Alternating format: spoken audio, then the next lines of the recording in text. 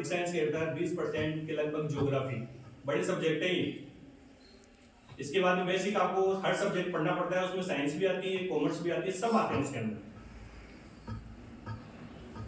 अगर आप यूपीएससी की तैयारी नहीं करना चाहते तो दूसरी है अपन राजस्थान के आरपीएससी की तैयारी कर सकते हैं, जिसमें एसडीएम बनते हैं, डीवाईएसपी बनते हैं, तहसीलदार बनते हैं। इसमें भी आपको आर्ट्स आपके लिए बेस्ट रहता है, क्योंकि इसमें 12वीं से ये सिखाया जाता है कि प्रशासन क्या होता है, कैसे चलता है। सब्जेक्ट चलता है लोक प्रशासन में, एक सब्जेक्ट होता है आर्ट्स का जिसको पब्लिक एड बोलते हैं। उसमें बाकायदा यही बताया जाता है कि आईएएस क्या होता है, आईपीएस क्या होता है, एसडीएम क्या होता है, तहसीलदार क्या होता है, डीवाईएसपी क्या होता है। अगर इनमें भी आपका जो मन है, आपका जो विचार है वो नहीं है, तो आर्ट्स में सिंपल सा है, 12वीं करिए, टीचर बनिए। टीचर में 1 से 5 तक अगर पढ़ाना आपको तो आप बीएसटीसी करनी है, आपको 2 साल की बीएसटीसी होती है। उसके बाद में सरकार वैकेंसी निकालती है, आप वैकेंसी में तैयारी करिए, आपका सिलेक्शन हो जाएगा, आप टीचर बनिए। उसके बाद सेकंड नंबर टीचर होता है जिसको बोलते हैं सेकंड ग्रेड टीचर। उसमें आपको ग्रेजुएशन करनी पड़ेगी, उसके बाद में आप बीएड करिए, एग्जाम दीजिए, आपका सिलेक्शन हो जाएगा। अगर आपको थोड़ा और लेवल ऊपर बढ़ना है उससे भी, तो आपको ग्रेजुएशन के बाद मास्टर डिग्री प्राप्त करनी पड़ेगी, मतलब 16वीं एमए बोलते हैं जिसको, और उसके साथ ही बीएड, जिससे लेक्चरर बनते हैं। जो अपना कैरियर चुनना है कि कौन कौन सा सब्जेक्ट है, किस प्रकार से पढ़ने हैं। अब इनके साथ अगर आपने तीनों ही सब्जेक्ट से की है ग्रेजुएशन, तो उसके बाद में पहले तो क्या था, सीपीएड था, सर्टिफिकेट ऑफ फिजिकल एजुकेशन में, उसको तो सरकार ने कर दिया बंद सीनियर के बाद में, और अभी उसकी जगह डीपीएड कर दिया, डिप्लोमा ऑफ फिजिकल एजुकेशन, तो वो कर सकते हो एक तो आप। और उसके बाद में अगर आपने ग्रेजुएशन कर ली, लेकिन इनमें सबसे जरूरी है खेल सर्टिफिकेट, उसके बिना आप इसमें नहीं कर सकते। पहले तो होता था लेकिन अभी बंद कर दिया बिल्कुल।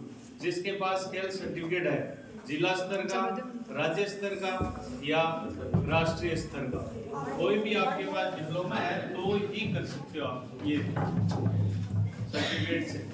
और बीए कर ली आपने तो बीपीएड कर सकते हो। और उसके बाद में एक 6 महीने का होता है पटियाला से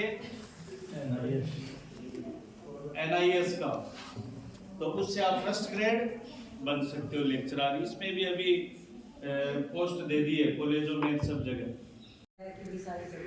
कोई भी सब्जेक्ट है वो अपने आप में कम नहीं होता कभी भी, मतलब सब सब्जेक्ट की अपनी अलग अलग महत्ता होती है, चाहे वो साइंस हो, आर्ट हो और कॉमर्स हो, कोई भी सब्जेक्ट। सबसे पहली बात ये कि हमेशा सब्जेक्ट वो लेना चाहिए जिसमें आपकी इच्छा हो। इच्छा के बिना अगर हम किसी के दबाव से लेते हैं तो फिर उसको हम पढ़ नहीं पाते और वो हमें समझ में भी नहीं आता। सब्जेक्ट कोई बड़ा या छोटा नहीं है, सब्जेक्ट सब अपने आप में मतलब पूर्ण है। आर्ट बहुत बड़ा सब्जेक्ट है और उसमें इतनी जॉब है, साइंस में जो साइंस और मैथ के में तो लिमिटेड जॉब है, लेकिन आर्ट में तो आप बहुत कुछ कर सकते हैं सब। और जैसे सर आदमी को हमेशा सेल्फ मोटिवेटेड होना चाहिए। अपन आपके विद्यालय में और सिर्फ चयनित 2 व्यक्ति बैठे, बड़े सौभाग्य की बात है कि देश सेवा से निकल के आए वो। तो अगर आप में से कुछ बच्चे ऐसे हैं जो ये चाहते हैं कि मैं देखो पैसे मांगने नहीं रहता किसी चीज के लिए। कई बार आपने देखा होगा बड़े बड़े व्यक्ति विदेशी कंपनियां छोड़ के अपने घर पे आके खेती बाड़ी करने लग जाते हैं। कई ऐसे हैं कि समाज सेवा में लगे होते हैं, तो ये जज्बा होता है अपने अंदर का। तो आप में से हो सकता है किसी के मन में ये तरंग उठती है या इच्छा होती है कि मैं फौज में जाऊं, अपने देश के लिए उसकी सीमा की सुरक्षा करूं, तो मैं निवेदन करूंगा एयरफोर्स के लिए अपने सुलकर्ण जी सर, एयरफोर्स हाँ, और फौज के लिए अपने रोहतास जी सर, दोनों हमारे बारे से अपने बारे में बताइए किस प्रकार से कोई बच्चा अगर जाना चाहे तो इनको कितनी मेहनत करनी पड़ेगी, किस क्षेत्र से।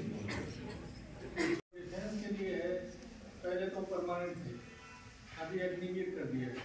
अग्निवीर में क्या है 4 साल के लिए, उसमें से 25% जो बच्चे हैं उनको परमानेंट करते हैं। पहले तो परमानेंट होते थे, मिनिमम होते थे 20 साल 16 साल। एयरफोर्स के लिए मिनिमम 20 है, उसके बाद में एक्सटेंशन देते थे पर 3 ईयर या 6 ईयर उसका एक्सटेंशन देना पड़ता था, और वो भी था मेडिकल बेस पे।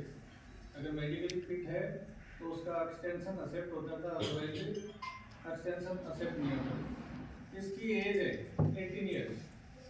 अगर बिलो 18 ईयर्स आप ज्वाइन करना चाहते हैं तो पेरेंट्स की एक एनओसी सर्टिफिकेट लेनी होती थी कि पेरेंट्स देते थे कि हमें कोई ऑब्जेक्शन नहीं। जैसे कि सर ने बताया है, हो सकता है आपको किसी को समझ में आया हो।